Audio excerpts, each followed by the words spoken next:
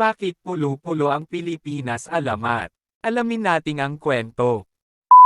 Ayon sa matatanda, wala daw lupa sa daigdig noong unang-unang panahon, mayroon lamang daw ay langit, dagat at isang malaking ibon. Tunay na magkakaibigan sila noon, magiliw sila sa bawat isa.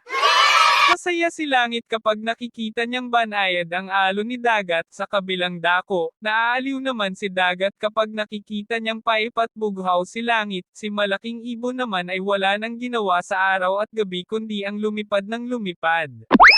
Sa tinagal-tagal ng panahon, nakaramdam din ng pagod si malaking ibon sa walang tigil niyang paglipad, ngunit wala siyang madapuang lugar sa dahilang panay karagatan at kalangitan lamang noon, kaya umisip ng paraan si malaking ibon upang siya ay may madapuang lugar, ibig na rin niyang magkaroon ng lupang tutubuan ng mga punong kahoy. Kaya naisip niyang pag-awayin sina langit at dagat, ang dalawa niyang kaibigan. Hoy dagat, makinig ka. Ang sabi ni langit, daig ka daw niya, wika ni malaking ibon, higit daw siyang malakas kaysa sayo. Ano? Sinabi iyan ni langit. Tanong ni dagat, ayaw kong makipag-away kay langit ngunit hindi ako makapapayag sa sinabi niya. Sabihin mo sa kanya na hinahamon ko siya sa isang labanan upang malaman kung sino ang malakas sa aming dalawa.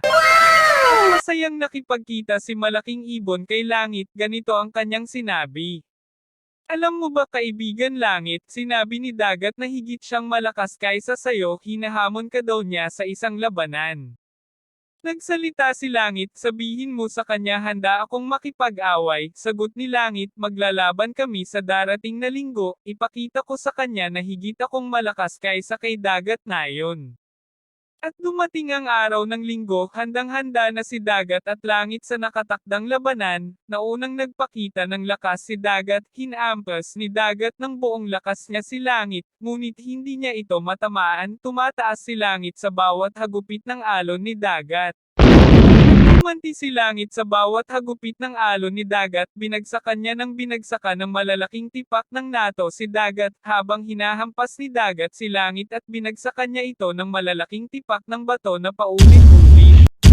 At sa tinagal-tagal ng panahon, ay ang malalaking tipak ng bato na ibinabagsak ni langit kay dagat noon ay naging pulo-pulong lupain, at ito ang dahilan kung bakit pulo-pulo ang ating bansang Pilipinas.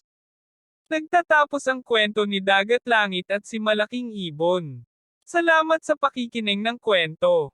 Thank you for watching, follow, like and share. Maximo TV po.